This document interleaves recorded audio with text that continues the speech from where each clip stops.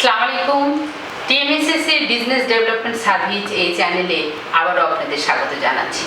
আমি ফয়জুন নাহার, পরিচালক মানব সম্পদ উন্নয়ন ও প্রশিক্ষণ।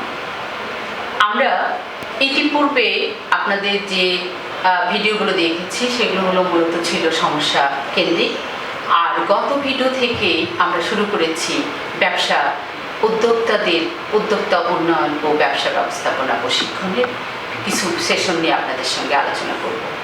তার প্রথম সেশনটা ছিল উদ্যোক্তা গুণাবলী। আমরা গত যে সেশনে আপনাদের উদ্যোক্তা গুণাবলী সম্পর্কে আলোকপাত করেছি, সেখানে 5টা গুণাবলীকে আমরা অ্যাড্রেস করেছি। তার আগে যেটা করেছি সেটা হলো উদ্যোক্তা কি এবং একজন সফল উদ্যোক্তা বৈশিষ্ট্যগুলো কি হওয়া উচিত। আরও দেখিয়েছি যে 5 ধরনের উদ্যোগের মধ্যে আমাদের যে উদ্যোক্তারা আজকে আমার ভিডিও চ্যানেলগুলো দেখছেন তারা কোন পর্যায়ে আছেন। এই বিষয়গুলো দেখানোর পরে আমরা আসলে উদ্যোক্তা গুণাবলী সম্পর্কে আলাপ করেছি। উদ্যোক্তা গুণাবলী 5টা বিষয়ে যেটা ছিল, সেটা প্রথম যেটা ছিল উদ্যোক্তার লক্ষ্য নির্ধারণ। আমরা এই লক্ষ্য নির্ধারণ, এটা দীর্ঘমেয়াদের লক্ষ্য। আমাদের বেশিরভাগ উদ্যোক্তারই আসলে দীর্ঘমেয়াদী কোনো প্ল্যান নাই তার ব্যবসাটাকে কোথায় নিয়ে যেতে চায়, যেটা আমরা বিস্তারিতভাবে গত দিনে আলোচনা করেছি। দ্বিতীয় যেটা ছিল যে একজন উদ্যোক্তার সে শুধু লক্ষ্য থাকলে হবে না, সুশৃঙ্খল সে পরিকল্পনা করতে হবে এবং সেই অনুযায়ী পরিকল্পনা যে কাজটা পরিচালনা করতে হবে। এটাও আমাদের উদ্যোক্তাদের, কারণ অনেকেই হয়তো বা অনেক স্বপ্ন দেখে আমি অনেক কোটিপতি হব, ব্যবসাটিকে অনেক দূরে নিয়ে যাব, অনেক বড় করব, কিন্তু প্ল্যান অনুযায়ী কাজ করে না। প্ল্যানই নাই, তার লিখিত কোনো প্ল্যান নাই, সে এলোপাথারি কাজ করে, যার কারণে খুব অল্প সময়ে তাকে ব্যবসা থেকে ঝরে পড়তে হয়। তার কারণে আমরা দেখছি যে গুণাবলীর মধ্যে সবচেয়ে গুরুত্বপূর্ণ 2টি গুণ, একটা হলো লক্ষ্য থাকতে হবে, তার সাথে সাথে পরিকল্পনা থাকতে হবে। তৃতীয় যে গুণটা হলো সুযোগ সন্ধানী। আমরা অনেক উদ্যোক্তা আছে সুযোগ সামনে থাকলেও সুযোগ নিতে পারে না। আমাদেরকে চিন্তা করতে হবে কোথায় থেকে কিভাবে এই সুযোগগুলো আমরা নিতে পারি। এটা হতে পারে আমরা কাঁচামাল, কারণ আমাদের ব্যবসায় একটা মূল মেসেজ আছে কিনতে লাভ করতে হবে। আমরা যাতে কাঁচামাল সহজে কিনতে পারি, শ্রমিক যাতে অ্যাভেলেবল পাই, এই বিষয়গুলো আমাদের সুযোগ সন্ধানী হতে হবে।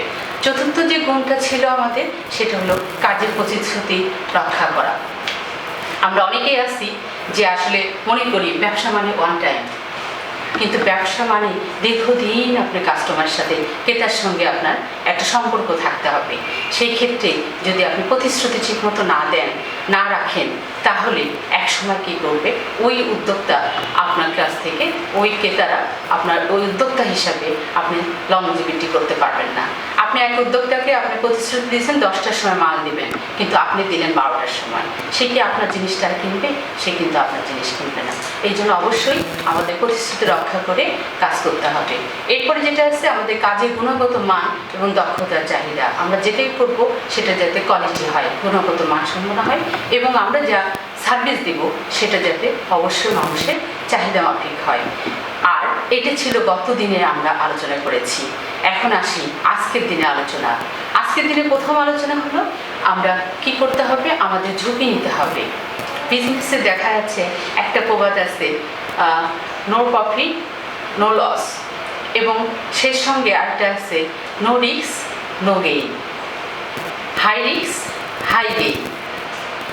আমরা যদি চিন্তা করি যে আমরা যদি রিস্ক ঠিক মতো নেই, যদি হাই রিস্ক নেই, অবশ্যই গেইন হাই করবো, তবে এমন রিস্ক নিব না যাতে আমরা মাজা ভেঙে না পড়ে, আমরা সহজে উঠতে পারছি না, একবারে শেষ, এমন রিস্ক নিচ্ছি তবিল সব শেষ, সব কিছু মিলে আর মাঠে পড়ে গেছি, এরকম রিস্ক নেওয়া যাবে না।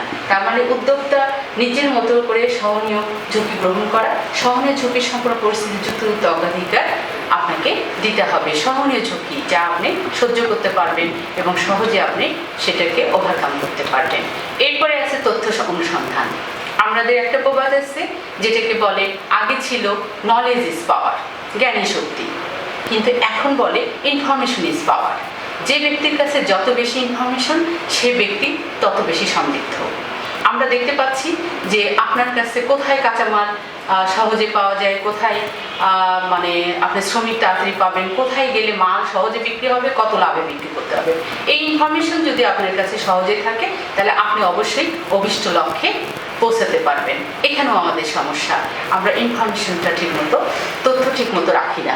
এখানে বলছে ব্যক্তিগতভাবে গ্রাহক সরবরাহকারী প্রতিযোগীদের সম্পর্কে তথ্য অনুসন্ধান করবেন, তথ্য সংগ্রহের জন্য প্রয়োজনীয় যোগাযোগ ও তথ্য কার্যক্রমগুলোকে আপনাকে কাজে লাগাতে হবে। এরপরে যেটা আছে সেটা হচ্ছিল আপনার উদ্বুদ্ধকরণ ও যোগাযোগ।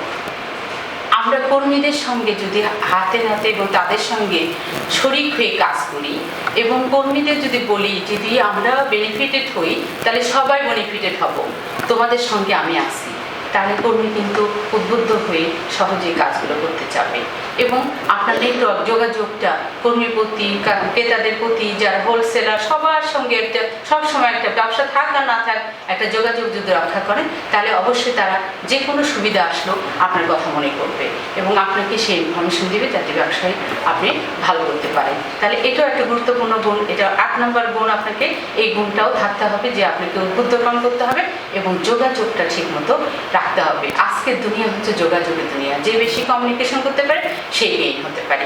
তাহলে এখানে বলছে অন্যদের পরিচিত করা বা প্রভাবিত করা সুচিন্তিত কৌশল আপনি ব্যবহার করবেন নিজের উদ্দেশ্য অর্জনের জন্য ব্যবসায়িক এবং ব্যক্তিগত যোগাযোগ রক্ষা করে চলুন। এরপরে 9 নম্বর যেটা আছে সেটা হচ্ছিল একটা ছবি দেখতে পাচ্ছেন যেখানে পাহাড় থেকে আর একটা পাহাড়ে লাফ দিচ্ছে। ওই ব্যক্তি লাভ দিচ্ছে, তার মধ্যে কি আছে? তার মধ্যে আছে আত্মবিশ্বাস। তার মানে ব্যবসা করতে গেলে আপনাকে অবশ্যই আত্মবিশ্বাসী হতে হবে। আমিই পারবো, অন্যরা যদি পারে আমিই পারবো। এই যে আমিই পারবো, কেন পারবো না?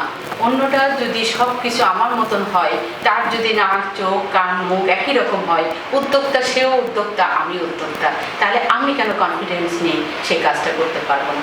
এই আত্মবিশ্বাস যত আপনার মধ্যে থাকবে আপনি তত বেশি মাইলস্টোন অর্জন করতে পারবেন, অনেক দূর যেতে পারবেন। সেই ক্ষেত্রে বলা হয়েছে আপনাকে আত্মবিশ্বাসী হতে হবে। আপনার নিজস্ব নৈপুণ্য দক্ষতার উপর নিজের দৃঢ় বিশ্বাস থাকতে হবে। আপনি যে দক্ষতা আপনি পারবেন এটার উপর আপনার বিশ্বাস। আপনি যদি মনে করেন করবো না, করলে কি হবে, না করলে কি হবে, আসলে পারবো না, আসলে আমার পক্ষে সম্ভব না, তাহলে কিন্তু আপনি কাজটা করতে পারবেন না। এরপর একটা জটিল কাজ সম্পাদন করতে নিজের উপর অবিচল আস্থা রাখতে হবে। যে কোনো জটিল কাজই হতে পারে ব্যবসার ক্ষেত্রে, আপনি আস্থা রাখবেন ঠিক আছে ভুল হোক কিন্তু আমি করতে একসময় না একসময় এটা সাকসেস হতে হবে বা হতে পারবো। আর সবশেষে যে গুণটা 10 নম্বর গুণ সেটা হলো অধ্যবসায়। একটা প্রবাদ আছে একবার না পারলে দেখো শতবার। আপনি যদি একবার ফেল হয়েছেন কি করেন, তাতে সমস্যা কি? এখানে বলা হয়েছে যে একটা প্রবাদ আছে তুমি শিখেছো কোথায় ঠেকেছো যেথায়। তার মানে failure is the pillar of the success. তার মানে ফেইলিওর কিন্তু সাকসেসের পিলার। তাহলে আপনি ফেইলিওর একবার হলে আর ব্যবসাই করব না, এই ব্যবসা আমার দ্বারা হবে না, আমার ভাগ্যে নাই, এই জিনিসগুলো থেকে আপনাকে ওভারকাম হয়ে আসতে হবে। আপনাকে নিয়ে আসতে হবে যে না, আগের যে কথাটা বলা হয়েছে আত্মবিশ্বাসী হতে হবে যে আপনি করতে পারবেন। এই জন্য আপনাকে একটু সাধনা করতে হবে। অন্যরা যে কারণে একটু ইনফরমেশন নেবেন, অন্যরা কীভাবে পারছে, কীভাবে কে তাকে হ্যান্ডেল করছে, কিভাবে তারা কোথায় গেলে লাভ করতে পারছে, কাঁচামাল কোথা থেকে কিনছে, এই জিনিসগুলো দিয়ে আপনি আরও একটু নিজেকে সাধনা করেন, একটু ঘুরে দাঁড়ান। অবশ্যই আপনি অধ্যবসায়ী হলে আপনিও এই সাধনার প্রতিফলন একদিন পাবেন। তার মানে এখানে বলা হচ্ছে কোনো বাধাকে দূর করতে অবিরাম প্রচেষ্টা চালাতে হবে, কোনো কাজ সম্পন্ন করার জন্য আত্মনিয়োগ করতে হবে আপনাকে, এবং কি করতে হবে বিরোধিতা প্রাথমিক ব্যর্থতা সত্ত্বেও নিজের সিদ্ধান্তের প্রতি অটল থাকুন।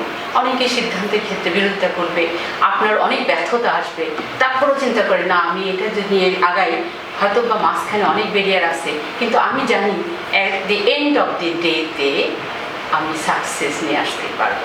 তাহলেই আপনি পারবেন। কেন পারবেন না? আপনিই পারবেন। তার মানে এই 10টা গুণের অধিকারী যদি আপনি হন তাহলে অ্যাজ এ উদ্যোক্তা আপনার দ্বারা অনেক দূর যাওয়া সম্ভব। কিন্তু আমি জানি এই উদ্যোক্তা হিসাবে আপনার এই গুণে যদি আপনি অ্যানালাইসিস করেন অনেকগুলো জায়গায় ঘাটতি আছে, এখানেই শুধুমাত্র একটু চিন্তা করেন। এই জন্য আমরা একটু আয়নাতে আপনার এই ঘাটতি কোথায় কোথায় আছে তা একটু অ্যানালাইসিস করার জন্য একটা শিটও আপনাদের এই ভিডিওর সঙ্গে আমরা দিয়ে দিচ্ছি। এই শিটে আপনি আয়নাতে দেখবেন এই 10টা গুণের মধ্যে আপনার আসলে পজিশনটা কোথায়, আপনি কত মার্ক নিজেকে দিতে চান, অ্যাজ এ উদ্যোক্তা হিসাবে কোনটাতে কত নাম্বার দিবেন। সেই ক্ষেত্রে দেখা যাচ্ছে এখানে 10টা গুণের কথা বলা হয়েছে। এখানে সর্বনিম্ন নাম্বার হলো 1 আর সর্বোচ্চ নাম্বার হলো 5। আপনি যদি মনে করেন লক্ষ্য নির্ধারণ, এখানে যদি মনে করেন আপনি খুব একটা লক্ষ্য নির্ধারণ করতে পারেননি, তাহলে 1-এ হবে। আর যদি বলেন সর্বোচ্চ পারছি, তাহলে 5-এ হবে। প্রত্যেকটা লাইনে একটা দাগ হবে, একটা বেশি আপনি দাগ দিতে পারবেন না। এরপরে সুষ্ঠু পরিকল্পনা পরিচালনা আপনি ঠিক চিহ্ন দিবেন, যেটা আপনার মনে হয় সর্বোচ্চ হলে 5, সর্বনিম্ন হলে 1। সুযোগ সন্ধানও তাই। কাজের প্রতিশ্রুতি রক্ষা করা হয়, গুণগত মান, দক্ষতার চাহিদা, ঝুঁকি গ্রহণ, তথ্য অনুসন্ধান, উদ্বুদ্ধকরণ যোগাযোগ, আত্মবিশ্বাস এবং অধ্যবসায়। প্রত্যেকটা ক্ষেত্রে আপনি নাম্বার দিয়ে নিচে আবার ক্যালকুলেশন করবেন। আমি যে একটা উদাহরণ দেখাইছি, এখানে এই ব্যক্তি, এই উদ্যোক্তা 50-এর মধ্যে পাইছে 26। এখন আপনি মিলাই নেন যে আপনি আসলে নিচে কত স্কোর তুলবেন। তাহলে আপনি গ্যাপ পয়েন্টটা পাবেন যে আমার কোথায় কোথায় ইনপুট দিতে হবে, কোন কোন কোয়ালিটি আমার মধ্যে দুর্বল। সেই জায়গায় যদি আপনি ধরে নিজেকে সমৃদ্ধ করার জন্য ওখানে ইনপুট দেন, আমি আশাবাদী আপনাকে কেউ ব্যবসায়ী হিসাবে ঠেকাতে পারবে না। আমাদের উদ্যোগ তো সেখানেই। আপনি শুধুমাত্র আপনাকে নিজেকে অ্যানালাইসিস করেন, বিজনেসকে অ্যানালাইসিস করেন এবং সেখানে হিট করেন, যাতে সত্যি সত্যি একটা সাকসেসফুল উদ্যোক্তা হিসাবে আমরা বাংলাদেশে আপনাদের সবাইকে স্বীকৃত করতে পারি এবং সবাই যাতে লাভবান হতে পারেন। কারণ ব্যবসা করব 80 থেকে 90% ব্যবসায়ী লসে করব, কিন্তু বুঝবো না লস কেমন করে হচ্ছে। তাহলে আমরা যে প্রক্রিয়া করছি, TMSS যে উদ্যোগ নিয়েছে, সেটা আপনাকে ধরে দেওয়া, যাতে আপনি ব্যবসায়ী টিকে থাকতে পারেন। তাহলে উদ্যোক্তার এই গুণাবলীগুলো আপনি অ্যাসেস করার পরে আপনি একটা রেজাল্ট পাবেন। এই রেজাল্টে বলা হয়েছে যদি আপনার নাম্বার হয় 10 থেকে 20-এর মধ্যে, তাহলে সফল উদ্যোক্তা হতে এখনও আরও অনেক পরিশ্রম করতে হবে আপনাকে। আর যদি আপনার নাম্বার হয় 21 থেকে 35-এর মধ্যে, আপনি সঠিক পথে আছেন, তবে আরও চেষ্টা চালিয়ে যেতে হবে, ঝুঁকি নিতে হবে, আরও বুদ্ধি খাটাতে হবে। আপনার নাম্বার যদি 36 থেকে 45 হয়, আরেকটু বুদ্ধি খাটাতে হবে, পুঁজি বিনিয়োগ করতে হবে। আপনার নাম্বার যদি 46 থেকে 50 হয়, এভাবে চালিয়ে যান, আপনি আরও সফল হতে পারবেন। তো ধন্যবাদ সকলকে আমার এই চ্যানেলে এতক্ষণ আমার সঙ্গে থাকার জন্য, এবং আমার চ্যানেলটা সাবস্ক্রাইব করবেন, আমার সঙ্গে থাকবেন। নেক্সট আরও একটা নতুন একটা সেশন নিয়ে আগামী ভিডিওতে আসবো। এ পর্যন্ত ভালো থাকবেন এবং সবাই ভালোভাবে কাজগুলো করবেন, এই প্রত্যাশা রেখে আজকে শেষ করছি। আল্লাহ হাফেজ।